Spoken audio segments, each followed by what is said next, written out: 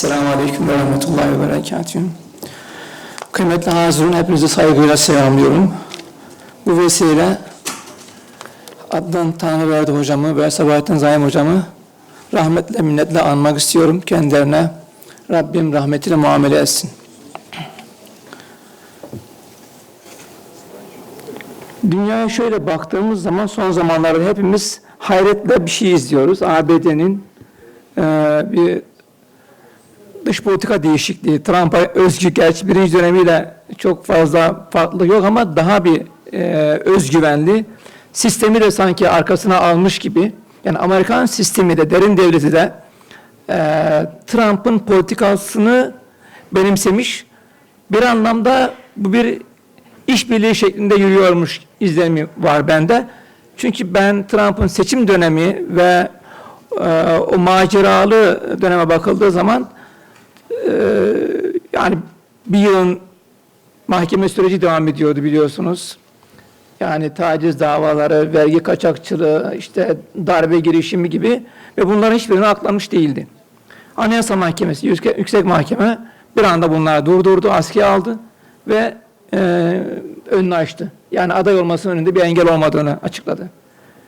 Enteresan bir gelişme oldu. Tabii bu arada suikast girişimleri falan da oldu. Bu suikast girişimlerinin birçoğu benim için biraz yapay gibi geldi. Yani o süreçleri bence Amerikan istihbaratı iyi yönetti diye düşünüyorum. Çünkü o kulağın arkasındaki o kan izi gerçek bir mermi izi mi yoksa o anda halledilmiş bir kanama mıydı? Onu hiçbir zaman bilemeyeceğiz. Dolayısıyla ondan sonraki vakıflı merkez medyanın bir anda Trump'ın arkasına geçmesi, ki bunlar CNN gibi yani ve büyük sermayenin yine aynı şekilde Trump'ı desteklemeye başlaması, ben onu çok tesadüf olduğunu düşünmüyorum.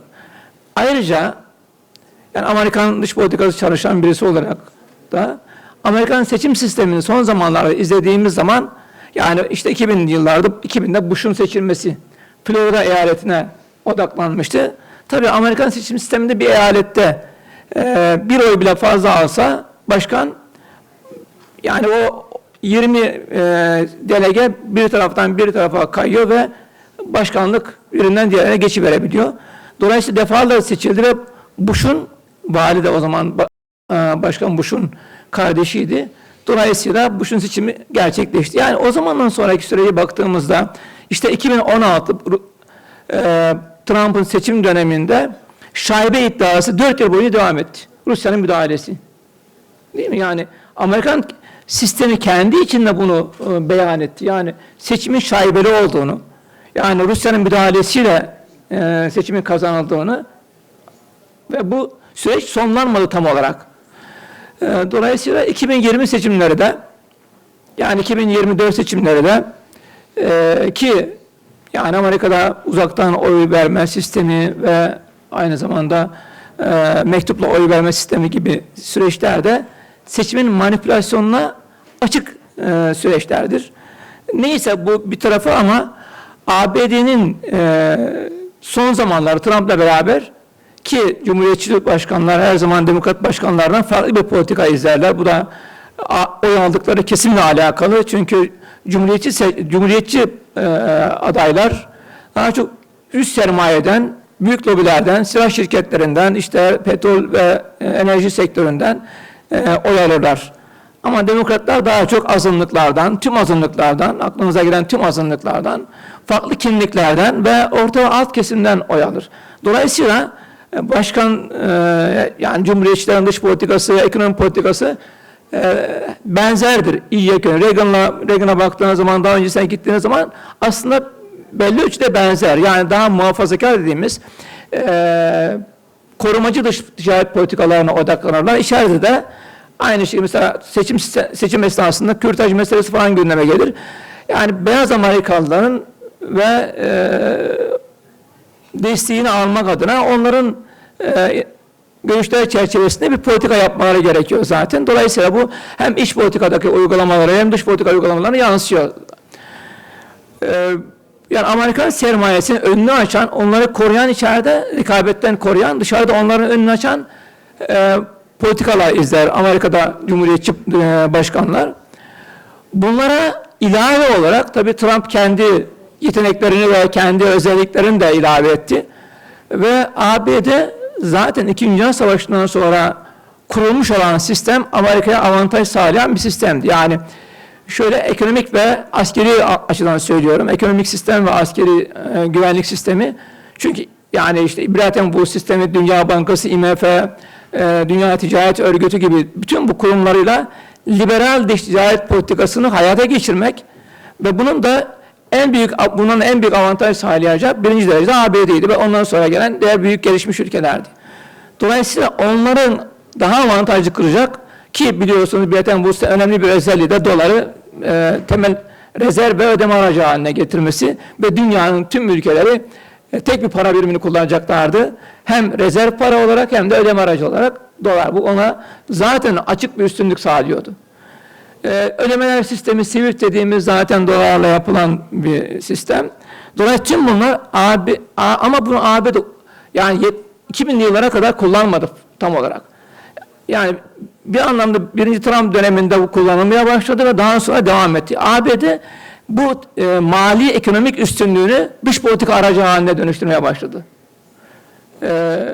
Yani bir yaptırımlara bunları ilave etti. İşte Rusya yaptırımlara veya diğer ülkelere yönelik yaptırımlarda sıkça bu işte sivil sistemden çıkartmak gibi veya işte diğer mali sistemi bir baskı aracı olarak, kontrolündeki mali sistemi bir baskı aracı olarak kullandı.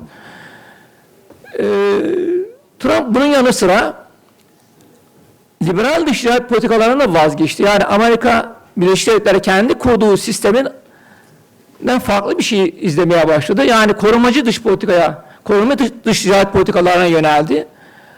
Bunu neden yaptı? Buna neden olan faktörler tabii ki ABD, özellikle Çin'in hızlı büyümesi. Yani 70'li yıllarda, 40'lı yıllarda, 50'li yıllarda bir Çin, yani 50-60 bir Çin sorunu vardı ama o zaman daha güvenlik odaklıydı. Ve daha ziyade Sovyetler Birliği mücadele ediyordu ABD. O yıllarda ABD'nin önceliği Sovyetler Birliği'ydi. Hatta hatırlarsanız 1970-71'de ABD-Çin yakınlaşması oldu. Yani bir anlamda ABD Sovyetler Birliği'yle tek başına mücadele edebilmek için Çin'le yakınlaşmayı tercih etti ve bunu başardı. Ben son zamanlardaki ABD-Çin mücadelesinde ABD-Rusya yakınlaşmasının da böyle bir amaca yönelik olduğunu düşünüyorum. Yani ABD Çin'le mücadelesinde tek kalabilmek için, yani bu enerjisini sadece Çin'e odaklamak için Rusya ile ilişkilerini geliştirme arayışında. Ama burada tabii ki Ukrayna gibi bazı problemlerin çözümlenememiş olması, çünkü aynı anda ABD Batı nezdindeki itibarını da koruma endişesi taşıyor. Yani Ukrayna'da tamamen Ukrayna'yı kaderine terk etmesi ki bunu da zaman içerisinde belki de buraya doğru da gideceğiz. Çünkü ABD'nin önceliği Pasifik. Hem güvenlik olarak ABD öncelik olarak Pasifik'e odaklanıyor. Çünkü orada temel tehdit hem ekonomik olarak kendine meydan okuyan Çin, hem de güvenlik olarak kendi için en büyük sorun Çin. Ama Atlantik'te yani Rusya'nın ABD için büyük bir tehdit olmayacağının farkında. Zaten arada Avrupa var. Yani Avrupa'yı en azından orada bir NATO var. Dolayısıyla bu iyi kötü bu NATO Rusya'yı durdurabilir veya en azından ama buna benzer bir güvenlik yapılanması Pasifik'te yok. Dolayısıyla ABD'nin Pasifik'e odaklanması Çin'i hem bir ekonomik olarak meydan okuyucu rakip hem de güvenlik olarak bir tehdit olarak görmesinden kaynaklanıyor. Bütün enerjisini Çin'e odaklamak istiyor. Tabii Çin'in hızlı büyümesinden bahsettik. Çünkü Çin 2000'li yıllarda mesela 2000'in başında Çin 1.2 milyar trilyon dolarlık bir ekonomiye sahip. 1.2. Ama 2025'e geldiğimizde Çin ekonomisi 20 trilyonluk bir ekonomi. Yani nominal rakamlarla konuşuyoruz. Eğer satana partisiyle konuşacak olsa 41 trilyon dolarlık bir ekonomi diyecektik yani. Dolayısıyla Çin ABD için ciddi bir tehdit haline geldi. Çok hızlı büyüyor çünkü. Yani belki Hindistan da hızlı büyüyen ülkeler arasında bölgede Çin'den sonra baktığımızda dünya genelinde ikinci en hızlı büyüyen ülke de Hindistan. O da 400 küsür milyar dolardan 4 trilyon dolar, 4 küsür trilyon dolara doğru çıktı. O da yaklaşık 10 kat büyüdü bu arada. O 20-25 yıllık periyotta. Ama daha ziyade ABD için Çin tehdit olarak görülüyor. Diğer taraftan ABD dış ticaretinde ciddi açıklar vermeye başladı. Yani epeydir zaten bu açık söz konusu ama aynı zamanda Çin dış ticaret olarak, volüm olarak bakıldığı zaman 6 trilyon dolarlık bir dış ticaret hacmine sahip Çin.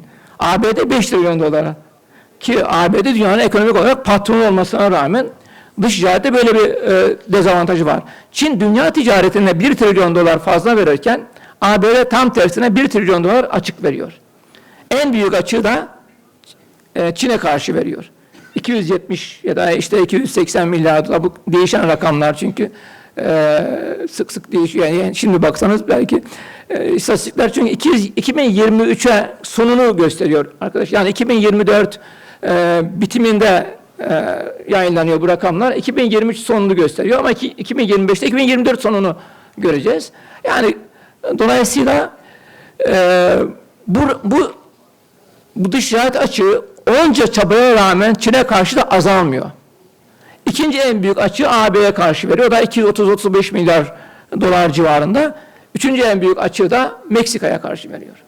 Dolayısıyla ABD bu ciddi açıklar karşısında haliyle kendisini korumak adına korumacı bir dış ticaret politikasına yöneldi. Tabii bunun yanı sıra bir başka olumsuz gelişme ABD açısından dünyada doların kullanımı da giderek azalıyor. Rezerv para olarak. Mesela işte 45'li yıllarda dünyadaki dolar rezervi, yani merkez bankalarının elinde bulunan dolar rezervi dünya genelinde %85-90 civarında. Bugün için bakıldığı zaman %51'e kadar gerilemiş vaziyette. Yani bundan iki sene önce bile %58. Yani son 2 sene içerisinde bile hızlı bir düşüş var. Bu da ABD için ciddi bir alarm. Yani onu panikleten önemli bir özellik. Dolayısıyla ABD'nin bugün için bütün gücüyle ekonomiye odaklanmış olması, hatta güvenlik açısından, yani ittifak seçerken bile ticari ortaklar seçiyor. ABD bugün güvenlik anlamında ittifakları tercih etmiyor. Ticaret partnerleri seçiyor. Yani ABD'nin izlediği politikayı belki teknoekonomiye dayalı bir soğuk savaş mantığını yansıttığını söyleyebiliriz. Dolayısıyla ABD'nin ama her şeye rağmen ABD güvenlik olarak da askeri gücü olarak da hala dünyanın en büyük askeri gücü ve Çin ve Rusya'yla oldukça önemli bir açığa sahip, yani önde sayılabilir. Diğer taraftan biraz da konunu toparlarken İslam dünyasındaki meselelere şöyle kısaca değinip bir çok kutup sisteme ihtiyaç var aslında bu yapı içerisinde. Ama burada İslam, yani Çin'i bir kutup sayabilir misiniz? Çok zorlamamız lazım kendimizi. Rusya'yı bir kutup sayabilir, onu da çok zorlamamız lazım. Çünkü bu ülkeler kendi başlarına bir ülkeler. Yani Rusya'nın bir Beyaz Rusya var yanında, Çin'in ise bir Kuzey Kore var. Dolayısıyla kutup diyebilmeniz için bir polar yapı, yani bayağı bir etrafında devletler kümesi olması lazım. Ama varsayalım ki öyle, ama bunlar yeterince ABD'yi durdurabilecek güçler değil. Onun için yeni büyük güçlere ihtiyaç var. İslam dünyası bu alanda yeni bir polarite oluşturabilir mi, bir kutup oluşturabilir mi? Ve bunu nasıl başaracak? Potansiyeli var mı? Var. Aslında zenginlik olarak baktığımızda kaynak, enerji zenginliği, mesela işte Kazakistan işte uranyum açısından dünyada birinci. Yani dünya uranyum miktarının %30'unu barındırıyor. Elinde yeteri kadar petrol rezerv var. 30 milyar varillik petrol iyi. Doğal gaz enerji olarak iyi. Zaten Körfez ülkelerini zaten her zaman belirtiyoruz. Yani dünya enerji merkezi Orta Doğu, Suudi Arabistan, Kuveyt, Katar, Birleşik Arap Emirlikleri, bunlar dünya enerjisi %50'sini yaklaşık hem doğalgaz hem de petrol açısından bakıldığı zaman dolayısıyla büyük bir zenginlik kontrol ediyorlar. Yani İslam ülkelerine bakıldığı zaman özellikle burada ciddi bir kaynak var. Yani Orta Asya ülkeleri ellerinde, işte Özbekistan'da öyle, Türkmenistan dünya doğalgaz rezervleri bakın 4. sırada yer alıyor. Yani Rusya, İran, Katar ve Türkmenistan 4. büyük doğalgaz rezervine sahip. Yani dolayısıyla Özbekistan üretim olarak fena değil. Yani o da yani ilk 5'te yer alıyor. Dolayısıyla bakıldığı zaman buradaki ülkelerin elindeki kaynaklar yani nesnel olarak bakıldığı zaman ama bir şey eksik. Savunma. Yani dünyada bugün yani her şeye sahip olsanız da eğer savunma sanayiniz, güçlü bir savunma sanayiniz yoksa bağımsız bir dış politika ve güvenlik politikası oluşturmanız pek de mümkün değil. Onun için yani Amerika ya da silah veren ülkeler, silah satan ülkeler sizin o silahı kendi dostlarınıza karşı kullanmanızı da engelliyorlar. Ve o koşulda veriyorlar. Dolayısıyla bugün Müslüman ülkelerin temel problemi bu. Batı için bu daha az sorun olabilir ama yine onlar için de bir sorun. Çünkü son zamanlarda ABD'nin NATO ülkelerine yönelik agresif tavırları ve arogant tavırları onları da ciddi anlamda bir güvenlik endişesiyle karşı karşıya bırakmış vaziyette ve Ukrayna'da ne kadar yardım ettikleri malum. Dolayısıyla bu Müslüman ülkeler açısından daha büyük bir ciddi sorun. Onun için yani bu konuda Türkiye önemli bir mesafe kat etti. Yani şu an için dünyada 11. sırada dış satım olarak, yani silah ihracatı olarak hızla da yükseliyor. Yani ve bu anlamda Müslüman dünyanın gereksinimlerini karşılayabilecek yeteneğe kavuşmasını bekliyoruz, ümit ediyoruz. Çünkü Türkiye açısından Müslüman dünyaya beraber hareket etme öncelikli bir amacı. Müslüman dünyada Türkiye'yi önemli bir tedarikçi olarak görüyor. Çünkü bugün günümüzde güvenli tedarikçiler kavramını sık sık konuşuyoruz. Hem bu tekno altyapı itibariyle hem de yani işte kıymetli madenler ya da nadir madenler açısından bunu söylüyoruz. Hem de güvenlik ihtiyaçları olarak güvenilir tedarikçiler arıyor herkes. Dolayısıyla Müslüman dünya içinde hem birbirlerinin güvenlik tedarikçisi olması gerekiyor. Yani burada bir